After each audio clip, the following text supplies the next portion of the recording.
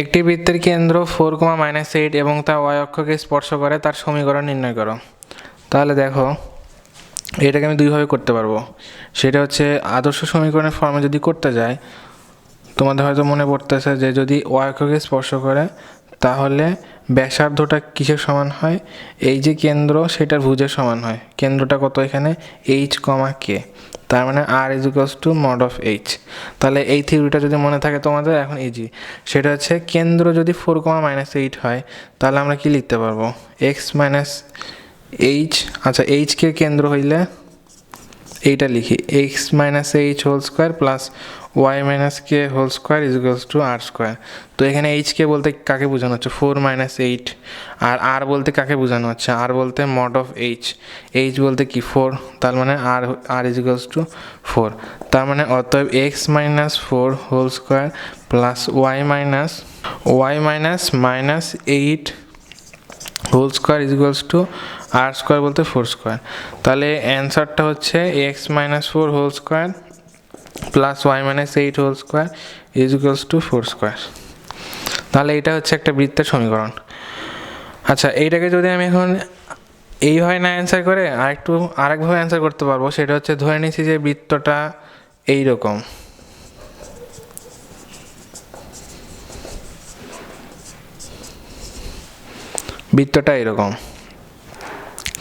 তাহলে দেখো, যেহেতু y অক্ষকে সে স্পর্শ করতেছে, তার মানে কি সি এর পরিবর্তে কি লিখবো? f²।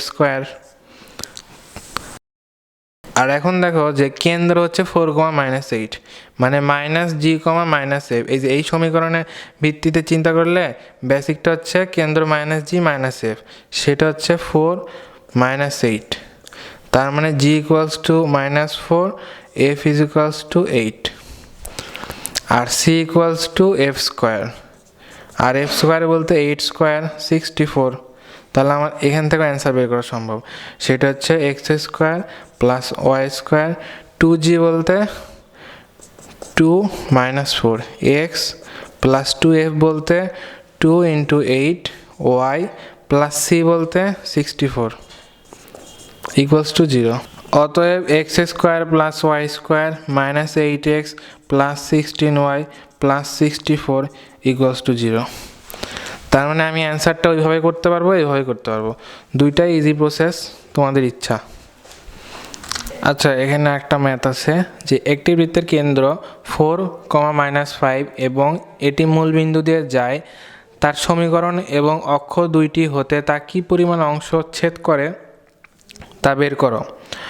আচ্ছা, এই ম্যাথে একটু খেয়াল করো, মানে কনসেপ্টটা হচ্ছে, দেখো কেন্দ্র কিন্তু দেওয়া আছে বাট এটা মূল বিন্দুগামী। তাহলে খেয়াল করলে তোমরা বুঝবা যে একটা বৃত্তের জন্য কি দরকার ছিল? একটা সেন্টার দরকার ছিল, রেডিয়াস দরকার ছিল, কিন্তু সেন্টার আছে রেডিয়াস নাই। তো সেন্টার আছে রেডিয়াস নাই, বাট সেটা কিন্তু মূল বিন্দুগামী। তো আমি যেটা করব, কনসেপ্টটা হচ্ছে এইরকম, যে বৃত্ত যদি এইরকম হয়, x² plus y² plus 2gx plus 2fy plus c = 0, তাহলে যেটা খেয়াল করবা, এটা যদি মূল বিন্দুগামী হয় তাহলে অবশ্যই এই বিন্দু দ্বারা কি এটা স্যাটিসফাইড হবে। তো মূল বিন্দুগামী হইলে না, এই পাশে xy বিশিষ্ট যতগুলো পদ আছে প্রত্যেকের জন্য 0 যদি আমি এখানে ইনপুট করি, তার ভ্যালিড মান আসবে 0। তার মানে 0 প্লাস c = 0, মানে মোটের উপরে c = 0। তার মানে কনসেপ্টটা হচ্ছে বৃত্তের ইকুয়েশন, সেটা যদি মূল বিন্দুগামী হয়, মূল বিন্দুগামী হলে ধ্রুবক পদ 0, ঠিক সরলরেখার মতোই। মানে সরলরেখাও যেমন মূল বিন্দুগামী হলে তার একটা করে কনস্ট্যান্ট পদ 0 হয়, এইটার ক্ষেত্রেও কনস্ট্যান্ট 0 আসবে। তো এখন আমি এই কনসেপ্টটা কাজে লাগাতে পারবো। তো ডাইরেক্ট লিখবো যে, ধরি মূল বিন্দুগামী বৃত্তটির সমীকরণ x² plus y² plus 2gx plus 2fy, ধ্রুবক পদ তো দরকার নাই যেহেতু মূল বিন্দুগামী, = 0। এখন দেখো তাহলে এটার কেন্দ্র কত হবে? এই বৃত্তের কেন্দ্র minus G comma minus F, but কেন্দ্র কি দেওয়া আছে? দেওয়া আছে কেন্দ্র 4,-5, তাহলে তার ভিত্তিতে আসবে মাইনাস জি কমা 4, অতএব জি সমান -4 আর মাইনাস এফ সমান -5, অতএব এফ সমান 5। তাহলে এই ইকুয়েশনে জিএফ বসাইলেই তো আমার সমীকরণ চলে আসবে। জিএফই তো এখানে কনস্ট্যান্ট পার্ট ছিল, তাহলে জিএফ এর মান বসাই দিলে আসবে x square plus y square plus 2, g এর পরিবর্তে -4 এক্স প্লাস 2 এফ এর পরিবর্তে 5 ওয়াই ইকুয়ালস টু 0। অতএব x square plus y square -8x plus 10y equals to 0। তাহলে এটা হচ্ছে আমার প্রথম উত্তর, এটা হচ্ছে সমীকরণের রেজাল্ট। এরপর চাইছে যে অক্ষ দুইটি হতে এই যে ইকুয়েশন, মানে এই যে বৃত্তের ইকুয়েশন, তা কী পরিমাণ অংশ ছেদ করে তা বের করতে হবে। তো এখন লিখব যে এক্স অক্ষে ছেদাংশ is equals to 2√g² - c। তাহলে দেখো সি কিন্তু এখানে 0, মূলবিন্দুগামী হওয়ার কারণে ধ্রুবক পদের মান 0, তার মানে এখানে জাস্ট জি এর মান বসাই দিলে হচ্ছে, জি এর মান -4² - 0, তার মানে 2 × 4 = 8 একক। সিমিলারলি এখন ওয়াই অক্ষের ছেদাংশ বের করব, 2√f² - c equals to 2, F এর পরিবর্তে লিখব 5² - 0, ধ্রুবক পদ তো 0, মূলবিন্দুগামী, তার মানে 2 × 5 = 10 একক। তাহলে এটাও একটা অ্যান্সার, এটাও একটা অ্যান্সার। আচ্ছা, এখন আমরা বিভিন্ন প্রকার বৃত্তের ইকুয়েশন দেখব, মানে বৃত্তের বিভিন্ন কোয়ালিটির ইকুয়েশন হতে পারে, মানে বিভিন্ন পরিস্থিতির ভিত্তিতে। ফার্স্টলি দেখি হচ্ছে কেন্দ্র ও নির্দিষ্ট বিন্দুগামী বৃত্তের ইকুয়েশন।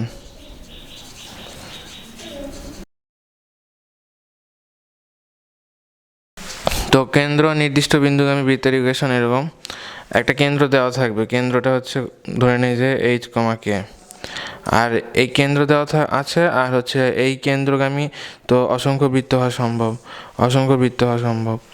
তো এই কেন্দ্রকে সেন্টার করে যে বৃত্তটার ইকুয়েশন নির্ণয় করতে হবে, সেই বৃত্তটার জন্য একটা বিন্দু দেওয়া আছে। মনে করো যে আমি এই বিন্দুগামী একটা বৃত্তের ইকুয়েশন নির্ণয় করব, তো সেই বিন্দুটা দেওয়া আছে এরকম, মনে করি যে x1, y1। তাহলে এখন যে কাজ সেটা হচ্ছে, যেহেতু এই বৃত্তটা শুধু কেন্দ্র জানা আছে, ব্যাসার্ধ জানা নাই, তো ব্যাসার্ধ জানা থাকলে আমরা কিভাবে লিখতাম, তো ধরি ব্যাসার্ধ,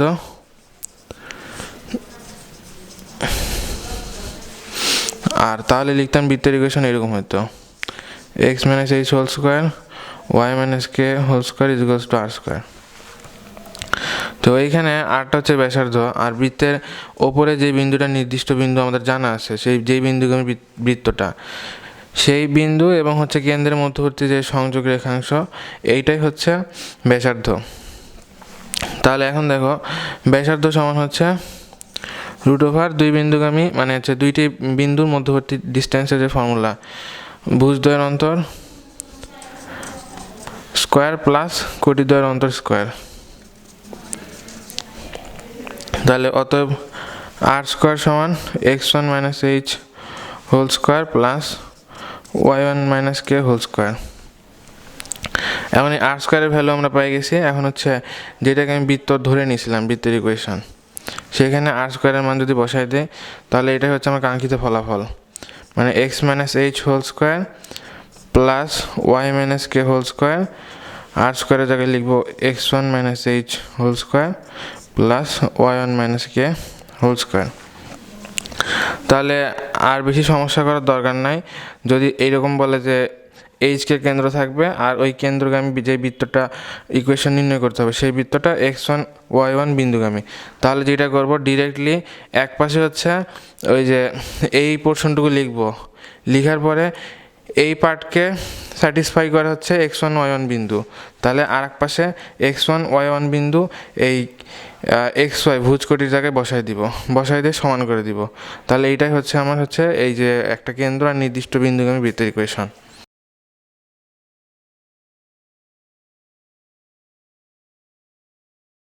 এবার হচ্ছে আর এক প্রকার ইকুয়েশন সহজে বের করা যায় যদি বৃত্তের ব্যাসের প্রান্তবিন্দু দেওয়া থাকে। তো এটা একটা বৃত্ত হইলে তো বৃত্তর কেন্দ্র দিয়ে যেটা গমন করতেছে এটা হচ্ছে বৃত্তের ব্যাস। তো এই ব্যাসের প্রান্তবিন্দু বলতে এই ব্যাসটা হচ্ছে মানে যে কেন্দ্রগামী যে মানে ব্যাস, এটা কি করতেছে বৃত্তের ওপরে বৃত্তের পরিধিকে দুইটা বিন্দুতে ছেদ করতেছে। তো সেই দুইটা বিন্দু জানা আছে, সেটা হচ্ছে ধরে নিলাম x1 y1 আর একটা হচ্ছে x2 y2। আর এইটা যদি হয়ে থাকে আমাকে এই বৃত্তের ইকুয়েশন নির্ণয় করতে হবে। তো ইকুয়েশন নির্ণয় করা সোজা, তো বিভিন্ন ওয়েতে করা যেতে পারে। তো কেউ যদি মনে করে যে আসলে আমরা তো এখান থেকে তো যদি কেন্দ্র আর হচ্ছে ব্যাসার্ধ পেয়ে যায় তাহলে ইকুয়েশন নির্ণয় করতে পারবো, হ্যাঁ সেটা সম্ভব। যে ব্যাসের প্রান্তবিন্দু হয়তো দুটো দেওয়া আছে, তাহলে স্থানাঙ্ক জ্যামিতিতে আমরা যেটা পড়ছিলাম যে স্থানাঙ্ক জ্যামিতিতে মানে দুইটি বিন্দুকে যদি 1:1 অনুপাতে অন্তর্বিভক্ত করে আরেকটা বিন্দু, এখানে কিন্তু সেটাই হচ্ছে 1:1 অনুপাতে কেন্দ্রটা অন্তর্বিভক্ত হচ্ছে। তাহলে সেই কেন্দ্রের ফর্মুলা আমরা এখানে বসাই দিতে পারবো, অর্থাৎ এইখানে লিখতে পারবো x1 + x2 divided two y1 + y2 divided two. তাহলে কেন্দ্র জানা হয়ে গেছে। এখন কেন্দ্র থেকে যে কোনো একটা মানে বিন্দু পরিধির উপরে যে ব্যাসের প্রান্তবিন্দু আছে এইটা হোক আর ওইটা হোক, যে কোনো একটা নিয়ে মধ্যবর্তী ডিস্টেন্স বের করলে আমরা আর পেয়ে যাব, তারপরে আমরা ইকুয়েশনটা বের করতে পারবো। তো এইভাবে করা সম্ভব, কিন্তু একটু ক্যালকুলেশনটা একটু লেন্দি হবে। তো যেটা করব আমি, দেখো এইখানে তো আমার মূলত বৃত্তের সঞ্চারপথটা বের করতে হচ্ছে, মানে বৃত্তের ইকুয়েশন মানে হচ্ছে বৃত্তের সঞ্চারপথের সমীকরণ। তো সঞ্চারপথের সমীকরণ বের করার জন্য কি জানি আমরা যে কতগুলা বিন্দু সেট একটা শর্ত মেনে চলে। তো ওই শর্ত মানতে হইলে শর্তটা মানে আগে শর্ত তো মানে চলবে, তার জন্য শর্তটা আগে জানতে হবে। তো এইখানে শর্তটা দেখো আমরা জ্যামিতির ক্ষেত্রে শিখছি আসলে, মানে 9-10 হয়তো এরকম একটা থিওরেম ছিল যে বৃত্তের পরিধির ওপরে কোনো একটা বিন্দু নিয়ে যদি আমরা একটা বৃত্তস্থ কোণ চিন্তা করি, তাহলে দেখবে যে হচ্ছে যে সেই বৃত্তস্থ কোণ যদি একটা ব্যাসের উপর দাঁড়ায় থাকে, এখানে কি একটা ব্যাসের উপর দাঁড়ায় আছে না, মানে পুরো একটা অর্ধচাপের উপর দাঁড়ায় আছে। তো তখন হচ্ছে এই বৃত্তস্থ কোণটাকে বলা হচ্ছে অর্ধবৃত্তস্থ কোণ, ঠিক আছে। তো অর্ধবৃত্তস্থ কোণ সবসময় 90 ডিগ্রি হয়, এটা তোমরা হচ্ছে শিখছো যে অর্ধবৃত্তস্থ কোণের পরিমাণ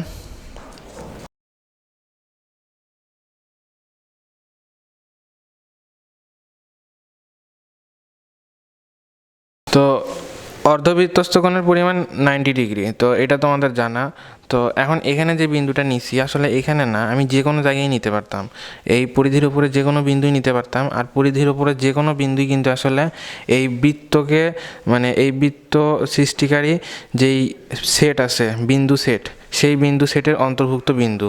মানে এই বৃত্তকে সৃষ্টি করার জন্য যতগুলো আসলে সঞ্চারপথের উপর বিন্দু আছে প্রত্যেকেই পরিধির উপরে বিন্দু, এবং প্রত্যেকেই হচ্ছে ওই যে শর্তের অধীনে বিন্দু সেট দিয়ে বৃত্তটা সাজানো হয়েছে সেই বিন্দু সেটের অন্তর্ভুক্ত। তাহলে এইখানে আমি যতগুলা বিন্দু নেই সবগুলা বিন্দুর জন্য কি আসলে একই চাপের উপরে যে মানে বৃত্তস্থ কোণ উৎপন্ন হচ্ছে, আর সেটা হচ্ছে অর্ধবৃত্তস্থ কোণ। তার মানে প্রত্যেকটা বিন্দুর ক্ষেত্রে ঠিক একই শর্ত প্রযোজ্য।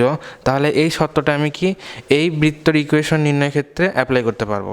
তাহলে দেখো আমি সঞ্চারপথের উপরে যে কোনো একটা চলবিন্দু নিব, সেটা হচ্ছে x,y, যে xy বিন্দুটা আসলে চলমান আছে। এই xy বিন্দুটা পরিধির ওপর প্রত্যেকটা বিন্দুর প্রতিনিধিত্ব করতেছে, প্রত্যেকটা বিন্দুর জন্যই এই শর্তটা প্রযোজ্য। তো এখন এই বিন্দুটাকে নেওয়া হয়েছে xy, যেটা চলমান একটা বিন্দু। এখন এই বিন্দুকে ঘিরে আমি ইকুয়েশনটা নির্ণয় করব, মানে প্রত্যেকটা বিন্দুই এই বিন্দু দ্বারা কি হচ্ছে মানে রিপ্রেজেন্ট করা যাচ্ছে। তাহলে দেখো শর্তটা হচ্ছে আমি এই বিন্দুকে যদি পি নেই আর এটাকে যদি আমি একে আমি এস নিলাম আর এটাকে নিলাম হচ্ছে এস প্রাইম, তাহলে দেখো যে শর্তটা কিন্তু এইরকম যে এসপি রেখার ঢাল আচ্ছা এসপি রেখা এস প্রাইম পি রেখার উপরে লম্ব হচ্ছে, তাই তো? কারণ হচ্ছে ওই যে পি বিন্দুতে এসপি এস প্রাইম 90 ডিগ্রি। আচ্ছা এসপি এস প্রাইম কোণ হচ্ছে 90 ডিগ্রি। তাহলে যদি এই দুইটা সরলরেখা পরস্পর লম্ব হয় তাহলে এই রেখার ঢাল আর হচ্ছে এস প্রাইম পি রেখার ঢালের গুণফল হচ্ছে -1। আচ্ছা, এতটুকু হচ্ছে কি সরলরেখা চ্যাপ্টারের কনসেপ্ট, ঠিক আছে, এটা তোমরা জানা। তো এখন হচ্ছে কি করব, এসপি রেখার ঢাল কীভাবে নির্ণয় করতে হয় সেটাও সরলরেখা চ্যাপ্টারে শিখছি, দুইটা বিন্দুর মাধ্যমে কীভাবে একটা সরলরেখার ঢাল নির্ণয় করে। তো দেখো সেটা লিখব, আচ্ছা উপরে লিখব হচ্ছে ভুজদ্বয়ের অন্তর, নিচে একই ক্রমে লিখব কটিদ্বয়ের অন্তর গুণন এস প্রাইম পির ক্ষেত্রেও তাই করব। এস প্রাইম পি এর ক্ষেত্রে লিখব হচ্ছে y minus y two x minus x two equals to -1। আচ্ছা, এইটাকে এখন হচ্ছে ক্যালকুলেট করতে হবে। ক্যালকুলেট করলে দেখো এক পাশে আসবে হচ্ছে y minus Y one y minus y two, এই পাশে আসবে minus x minus x one x minus x two. আচ্ছা, সর্বোপরি অ্যান্সারটা মানে সূত্রটা এভাবে মনে রাখবো যে x minus x one x minus x two plus y minus Y one into y minus y two. আচ্ছা, এইভাবে ফর্মুলাটা মনে রাখবো। তাহলে আমাদের দুইটা বিন্দু যদি ব্যাসের প্রান্ত বিন্দু যদি অ্যানিভাবে আমরা জানতে পারি, তাহলে হচ্ছে আমরা ডিরেক্ট এই ফর্মুলা ইউজ করতে পারবো, এখানে কোনো ভুল ত্রুটি নাই, মানে এইটাকে ডাইরেক্ট ইউজ করতে পারবো। তাহলে সেটা কীভাবে লিখবো, যে অবশ্যই এক্স থাকবে প্রথমে, তারপর হচ্ছে এক একটা করে বিন্দুর ভুজ নিব, তারপরে গুণ দিয়ে আবার যোগ করে ওয়াইয়েরগুলো নিব, ওয়াইয়ের সাথে ওই কোটি দুইটা পরপর কোটি দুইটার বিয়োগফল নিয়ে গুণ দিয়ে দিব ইকুয়ালস টু 0। তাহলে হচ্ছে এটাই কাজ। আচ্ছা, এখন দেখো আমরা ম্যাথ সলভ করার সুবিধার্থে বিভিন্ন প্রকার বৃত্তের ইকুয়েশন আগে থেকেই মানে শিখতেছি। তো এরকম আর এক প্রকার ইকুয়েশন দেখো, সেটা হচ্ছে কোনো একটি বৃত্ত ও একটি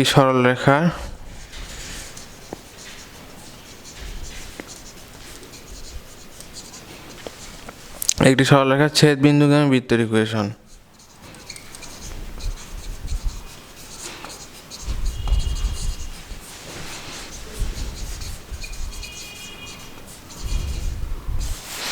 আচ্ছা, কোনো একটি বৃত্ত এবং একটি সরলরেখার ছেদ বিন্দুগামী বৃত্তের ইকুয়েশন। আচ্ছা, তাহলে একটা বৃত্ত থাকতে হবে, ফার্স্টলি একটা বৃত্ত থাকতে হবে। আচ্ছা, সেই বৃত্তটা একটা কেন্দ্র, এটা কেন্দ্র, সমস্যা নাই। তো আর একটা সরলরেখা হবে, বাট সরলরেখাটা কি অবভিয়াসলি এই বৃত্তকে ইন্টারসেক্ট করতে হবে, যদি না করে তাহলে কিন্তু সম্ভব না। আর ইন্টারসেক্ট করে মানে ছেদ করে কিন্তু ম্যাক্সিমাম দুইটা পয়েন্টে, ঠিক আছে। আচ্ছা, ম্যাক্সিমাম দুইটা পয়েন্টে যদি ছেদ করে তাহলে কি এইরকম দেখাবে। এর আগে হয়তো একদিন বলছি যে একটা সরলরেখা একটা বৃত্তকে ম্যাক্সিমাম দুইটা পয়েন্টে ছেদ করে, কারণ কি তাদের মধ্যে মানে ওই দুইটা ইকুয়েশনকে যদি আমি সলভ করি, একটা বৃত্তের ইকুয়েশন একটা সরলরেখার ইকুয়েশন সলভ করলে সেটা দ্বিঘাত সমীকরণ, আর দ্বিঘাত সমীকরণ সলভ করলে দুইটা বিন্দু পাওয়া যাবে, দুইটা ভুজ পাওয়া যাবে, দুইটা কোটি পাওয়া যাবে। আর সেটা যদি হয়ে থাকে, দেখো এটা এই বৃত্তকে এই সরলরেখায় দুইটা বিন্দুতে যদি ছেদ করে, তাহলে আসলে কি এই দুইটা ছেদ বিন্দু দিয়ে আমি কি আর একটা নতুন বৃত্তের ইকুয়েশন নির্ণয় করতে পারবো কি না, এটা হচ্ছে কোয়েশ্চেন। তো অ্যান্সারটা হলো এরকম যে এই দুইটা বিন্দুতে বৃত্তের ইকুয়েশন নির্ণয় করা যাবে, বাট কোনো ফিক্সড কোনো বৃত্ত নির্ণয় করা যাবে না। আসলে এই দুইটা বিন্দু দিয়ে ছেদ করতে পারে, মানে এই দুইটা বিন্দু দিয়ে গমন করতে পারে, এরকম অসংখ্য বৃত্ত আমরা কল্পনা করতে পারি, ঠিক আছে। অসংখ্য বৃত্ত এইরকম হইতে পারে, কিংবা এইরকম হইতে পারে, মানে অসংখ্য। আসলে মানে এই দুইটা বিন্দু দিয়ে কখনো একটা বৃত্ত আঁকা সম্ভব না, এটা তোমাদের জানা কথা। তো আর একটা বিন্দু কোনটা হবে তার উপর ডিপেন্ড করতেছে আমার হচ্ছে এই ছেদ বিন্দুগামী বৃত্তের ইকুয়েশন। তো প্রথমত যেটা করি আমি হচ্ছে ফার্স্টলি এই সরলরেখার একটা ইকুয়েশন নেই। সরলরেখার ইকুয়েশন এরকম ধরে নিলাম যে x plus by plus c equals to 0। আর এই বৃত্তের ইকুয়েশন মানে যে বৃত্তটা আমার নির্দিষ্ট বৃত্ত জানা আছে, সেই বৃত্তের ইকুয়েশন ধরে নিলাম এরকম যে x square plus y square plus 2gx plus 2fy plus, আচ্ছা এখানে একবার সি নেওয়া হয়েছে, এটাকে আমি হচ্ছে সি ড্যাশ নিলাম, সি ড্যাশ ইকুয়ালস টু 0। তাহলে দেখো যে একটা বৃত্তর ইকুয়েশন জানা, একটা সরলরেখার ইকুয়েশন জানা, এবং তারা পরস্পরকে ছেদ করতেছে। তো ছেদ যে দুই বিন্দু দিয়ে করতেছে, এই দুই বিন্দু দিয়ে আর একটা বৃত্ত আঁকা যায়, সেই বৃত্তের ইকুয়েশন বের করতে হবে। তো সেই বৃত্তের ইকুয়েশন আসলে ফিক্স না এখানে, কারণ বললাম তো দুইটা বিন্দু দিয়ে একটা বৃত্ত আঁকা সম্ভব না। আচ্ছা, দুইটা বিন্দুতে যদি একটা বৃত্ত আঁকা সম্ভব না হয়, তাহলে দেখো আমরা ধরে নেই যে একটা বৃত্ত ফার্স্টলি আঁকাচ্ছি। তো সেই ক্ষেত্রে কি করব, আসলে নতুন যে বৃত্তর ইকুয়েশনটা আসবে, সেই বৃত্তের ইকুয়েশনটা অবশ্যই এই দুই বিন্দুকে ঘিরে, মানে যে ইকুয়েশনটা এখন আমি লিখব নতুন ছেদবিন্দুগামী বৃত্তের ইকুয়েশন, সেটা অবশ্যই এই দুই বিন্দুর ভুজকোটি দ্বারা, মানে এক্স ওয়াইয়ের মান দ্বারা স্যাটিসফাইড হবে। তো সেটা যদি হইতে হয়, দেখো আমরা অলরেডি জানি যে এই দুইটা বিন্দু দ্বারা এইটাও স্যাটিসফাইড হয়, এই ইকুয়েশনও স্যাটিসফাইড হয়, এই ইকুয়েশনও স্যাটিসফাইড হয়। তাহলে যেটা করব, এই ইকুয়েশন এবং এই ইকুয়েশনকে ঘিরে আমি নতুন একটা বৃত্তের ইকুয়েশন তৈরি করব। তো প্রথম কথা হচ্ছে এই দুইটা এই বিন্দু দিয়ে স্যাটিসফাইড হয়, তাহলে এই দুটাকে আমি ইউজ করব। তো ইউজ কীভাবে করতে পারি, আমি যদি মানে ইউজ বলতে এই দুটাকে আমি হচ্ছে একত্র কীভাবে করতে পারি, এই দুটাকে একত্র করা যাইতে পারে যোগ করে, গুণ করে, ভাগ করে, বিয়োগ করে, ইচ্ছা মতো। তো সম্ভব। তো ফার্স্টলি চিন্তা করি যে আমি এই দুইটাকে গুণ করব। তো গুণ করলে তো ক্ষতি নাই, গুণ করলেও এই দুটাকে স্যাটিসফাইড করা যাচ্ছে। মানে এই ইকুয়েশনও গুণ করছি, এই ইকুয়েশনও গুণ করছি। গুণ করলে কি দাঁড়াবে, দেখো যে এইটার জন্য এই বিন্দুর মান 0, এইটার জন্য এই বিন্দু মানে এই বিন্দুর জন্য এই ফাংশনের মান কি 0। তো 0 গুণন 0 ইকুয়ালস টু 0, কোনো ক্ষতি নাই। এই বিন্দুর ক্ষেত্রেও একই হবে, তার মানে মানতেছে। বাট যদি আমি গুণ করি এই দুইটাকে গুণ করলে কি আদৌ বৃত্তের ইকুয়েশন আসবে কি না, এটা হচ্ছে একটু তোমাকে চিন্তা করতে হবে। ফার্স্ট কথা যে এই দুইটার বৃত্তকে, মানে এই ইকুয়েশন আর এই ইকুয়েশনকে যদি আমি মাল্টিপ্লাই করে দিই, দেখো প্রথম কথা এটার দ্বিঘাত সমীকরণ থাকবে না, মানে হচ্ছে মানে এক্সের দ্বিঘাত, ওয়াইয়ের দ্বিঘাত যে সমীকরণ, মানে যেটাকে আসলে বৃত্তের ইকুয়েশনের মানে পরিচয় দেওয়া যায় যেটাকে দ্বারা, সেই পরিচয়টুকুই থাকবে না।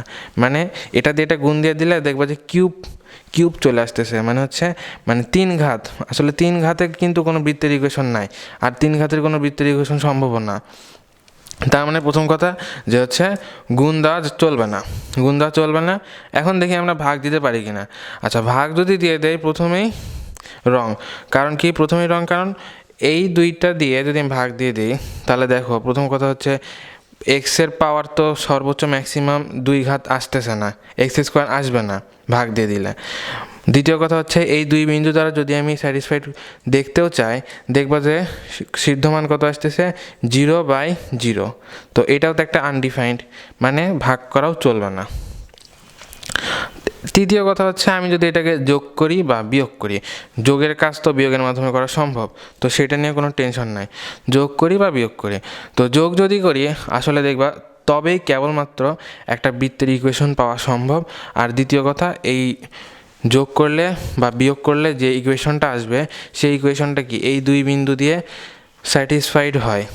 তো স্যাটিসফাইড হয়, বাট কথা হচ্ছে আমি যোগ করি বা বিয়োগ করি, যদি যোগই করি তাহলে দেখবা যে ইকুয়েশনটা এরকম দাঁড়াবে, x square plus y square plus 2gx plus 2fy plus c prime plus ax plus bx plus c equals to 0। তাহলে এটা হচ্ছে আমার নতুন ওই দুই ছেদ বিন্দুগামী বৃত্তের ইকুয়েশন। অবশ্যই হবে, কারণ তো বোঝা যাচ্ছে ওই দুই বিন্দুকে দ্বারা যদি আমি এটার মান বের করি 0, এইটার মানও 0 প্লাস 0, তাহলে এটাকে মানতেছে। আর 3 নম্বর কথা হচ্ছে এইটা অবশ্যই কি একটা বৃত্তের সমীকরণের যে ক্যারেক্টারিস্টিক্স আছে, যে বৈশিষ্ট্য আছে, সেইটাকে ফলো করতেছে, তো কোনো সমস্যা নেই। কিন্তু সমস্যাটা হচ্ছে আমি বললাম যে দুইটা বিন্দু দিয়ে কিন্তু অসংখ্য বৃত্ত আঁকা সম্ভব, কিন্তু এখানে কেবল আমি একটাই বৃত্তের ইকুয়েশন বের করতে পারছি। তো সেই জন্য আসলে কি করতে হবে, সেই জন্য আমাকে যে কোনো একটা ইকুয়েশনের মানে বামের যে মান, সেইটাকে আমি হচ্ছে একটা ইচ্ছামূলক ধ্রুবক দিয়ে গুণ দিয়ে নিব। ধ্রুবক দিয়ে গুণ দিয়ে নেওয়ার কারণ কি, দেখো এইখানে যদি আমি একটা ইচ্ছামূলক ধ্রুবক দিয়ে গুণ করে নিই, তাহলে ইচ্ছামূলক ধ্রুবকের উপরে আসলে ডিপেন্ড করতেছে এই বৃত্তটা ইকুয়েশন আসলে কোন বিন্দুগামী হওয়ার কারণে প্রযোজ্য হবে। মানে x square plus y square plus 2gx plus 2fy plus c plus K into x plus by plus c. আচ্ছা সরি, এখানে একটা ওয়াই হবে। তো এইখানে একটু দেখো যে এই যে বৃত্তের ইকুয়েশন, এইটা কিন্তু কোনো ফিক্সড বৃত্তের ইকুয়েশন না। এই কে এটা হচ্ছে একটা ইচ্ছামূলক ধ্রুবক।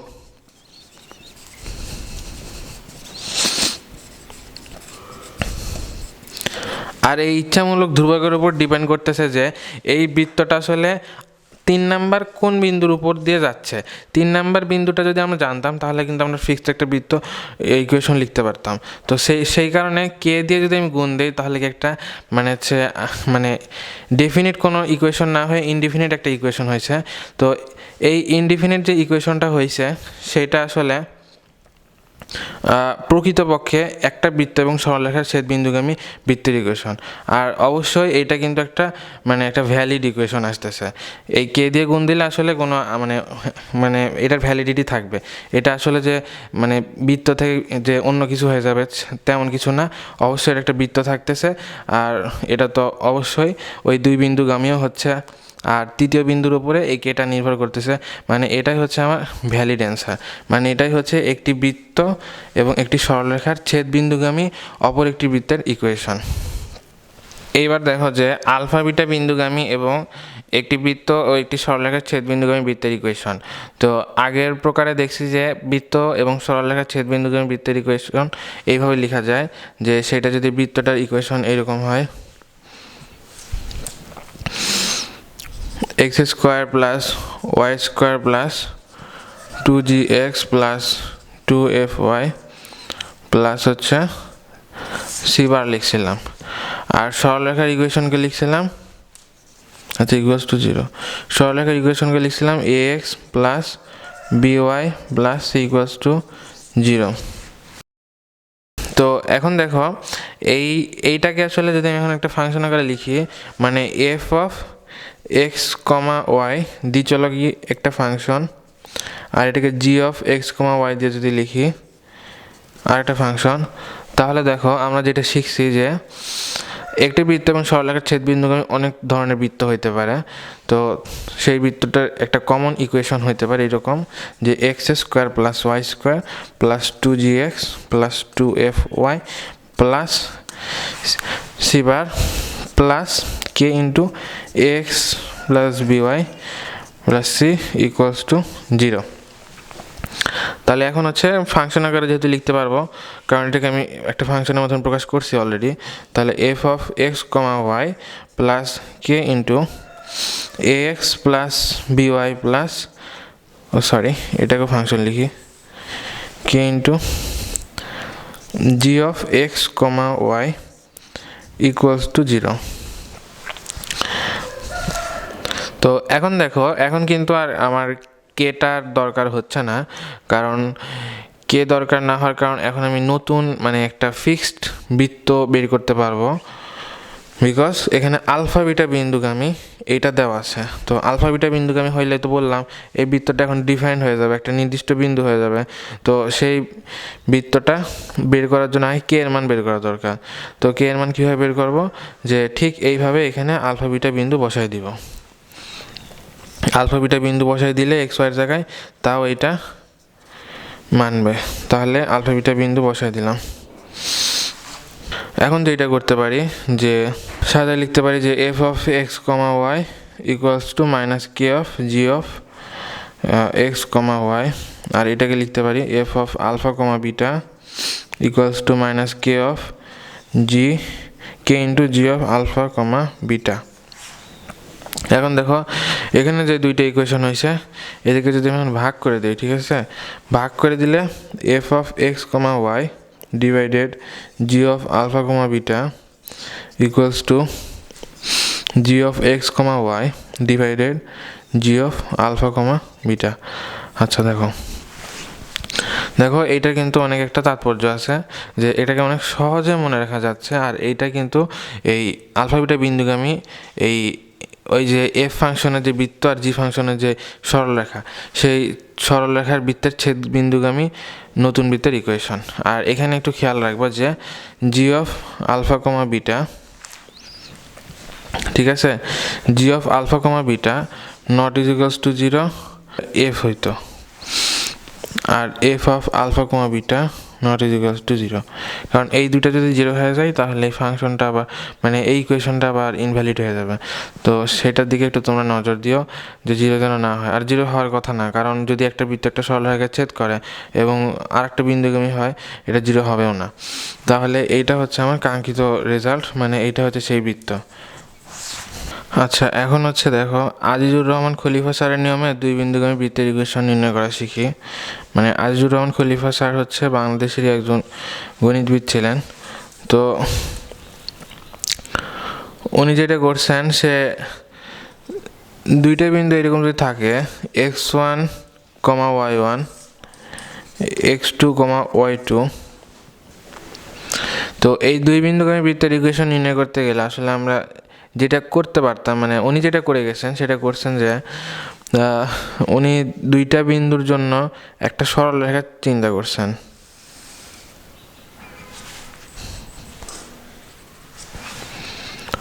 আর যেটা করছেন যে এই দুই বিন্দুগামী যে সরলরেখা আছে, এই সরলরেখাকে তিনি ব্যাস ধরে একটা বৃত্ত কল্পনা করছেন। ঠিক আছে, তো বৃত্ত কল্পনা করলে এরকম দাঁড়ায় যে আরেকটা বৃত্ত।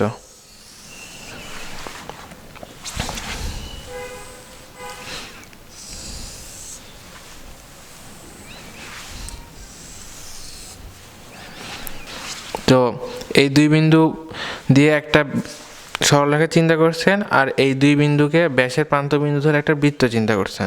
তাহলে দেখো তো আমি এই সরলরেখার কি একটা সমীকরণ পাবো, প্লাস এই দুই বিন্দু মানে যেহেতু ব্যাসের প্রান্ত বিন্দু, তাহলে এই দুই বিন্দু দিয়েও কি আমি একটা বৃত্তের ইকুয়েশন নির্ণয় করতে পারবো। তো এখন দেখো এই দুই বিন্দুতে যদি আমি এই সব নির্ণয় করতে পারি, কিন্তু তাহলে আমি যেটা করব যে এর আগে যেটা শিখছি যে আসলে একটা বৃত্ত আর একটা সরলরেখা ছেদ বিন্দুকে আমি নতুন একটা বৃত্তের ইকুয়েশন হয় এরকম যে বৃত্তর ইকুয়েশন মানে বৃত্তের ফাংশন প্লাস একটা ধ্রুবক কে ইন্টু সরলরেখার ফাংশন ইকুয়ালস টু হচ্ছে জিরো। তাহলে এটা শিখছি। তো এখন যেটা করবো যে বৃত্তের ইকুয়েশন তো আমরা এখান থেকে পেয়ে যাচ্ছি, প্লাস সরলরেখার ইকুয়েশন পেয়ে যাচ্ছি। তাহলে এখন আমি হচ্ছে আগের ফর্ম্যাটে যদি এটা ফালাই দেই, তাহলে দেখো কিন্তু আমরা দুই বিন্দুগামী একটা বৃত্তের ইকুয়েশন নির্ণয় করতে পারতেছি। আর অবশ্যই এই ইচ্ছামূলক ধ্রুবক থাকবে, কারণ হচ্ছে আসলে মূলত দুই বিন্দু দিয়ে তো কোনো বৃত্ত আসলে কোনো বৃত্তের ইকুয়েশন নির্ণয় করা সম্ভব না। তবুও একটা ফর্মেটে আনা সম্ভব হয়েছে, ম্যাথমেটিক্যাল ফর্মেটে, যার মাধ্যমে আসলে আমরা কেটা অমিট করে সহজে প্রকৃতপক্ষে একটা বৃত্তের ইকুয়েশন নির্ণয় করতে পারবো। তো দুই বিন্দুগামী বৃত্তের ইকুয়েশনের যে এই কনসেপ্টটা, এটা খুবই ভালো এবং এটা আসলে খুব ডিপ একটা কনসেপ্ট। তো আসো দেখি আমরা কীভাবে করি। প্রথমে হচ্ছে এই সরলরেখা যেটা, এটা নির্ণয় করতে হবে। তো এই সরলরেখার ইকুয়েশন কীভাবে নির্ণয় করবো, দেখো যেহেতু দুইটা বিন্দু দেওয়া আছে x1, y1, আর একটা দেওয়া আছে হচ্ছে x2, y2। তো দেখো যে এই দুইটা বিন্দুকে নিয়ে আমি যে সরলরেখা আঁকাবো সেটা হচ্ছে সেই সরলরেখার ইকুয়েশন এইরকম আসবে যে y minus y1 divided y2 minus y1। এটা আমরা শিখছি সরলরেখা চ্যাপ্টারে, x minus x1, x2 minus x1। আচ্ছা, তারপর যেটা করবো যে হচ্ছে x মাইনাস x1 আর গুণ করে দিলে y2 মাইনাস y1, আর তারপর হচ্ছে equals to y minus y1, x2 minus x1। আচ্ছা, সবগুলোকে এক পাশে নিয়ে আসলে আসবে x minus x1, y2 minus y1 minus y minus y1, x2 minus x1 equals to 0। আচ্ছা, এটা হচ্ছে সরলরেখা, এটা সরলরেখা। আর বৃত্তটা কীভাবে বের করবো, বৃত্তর ক্ষেত্রে ওই দুইটা বিন্দুকে ব্যাসের প্রান্ত বিন্দু ধরবো। ধরলে আমরা একটু আগে শিখছি যে এটা এরকম x মাইনাস x1 হয় x minus x2 plus y minus y1, y minus y2 equals to 0। তাহলে এইটা হচ্ছে বৃত্ত। আর একটা বৃত্ত আর একটা সরলরেখা ছেদ বিন্দুগামী বৃত্তের ইকুয়েশন নির্ণয় করতে পারলে আমরা দুই বিন্দুগামী একটা আপাত দৃষ্টিকোণে একটা বৃত্ত নির্ণয় করতে পারবো, বুঝছো? সেটা কিভাবে হবে, যে বৃত্তটা কই, এইটা x minus x one x minus x two plus y minus Y one y minus y two plus, এখন কি করব, যে এইটার দিকে তাকাও, আমরা এটা শিখছিলাম যে বৃত্ত প্লাস কে ইন্টু সরলরেখা ইকুয়ালস টু 0। তো বৃত্তটা লিখছি, এখন সরলরেখাটা লিখব। তো K into X minus x one Y two minus Y one minus Y minus Y one X two minus x one equals to 0। তাহলে মানে আজিজুর রহমান খলিফা স্যার, মানে এ আর খলিফা স্যার এইটাই বের করে দিছে। তো তোমরা এটা যদি মনে রাখতে পারো, ওই যে দুইটা বিন্দু বসায় দিও, তারপর কেটা ধ্রুবক থাকবে, বাট এই ধ্রুবকের আন্ডারে কোনো একটা দেওয়া কন্ডিশন থাকবে, সেই কন্ডিশনকে ঘিরে এই কেটাকে অমিট করা যাবে। করতে পারলে আলটিমেটলি একটা বৃত্ত পাওয়া সম্ভব।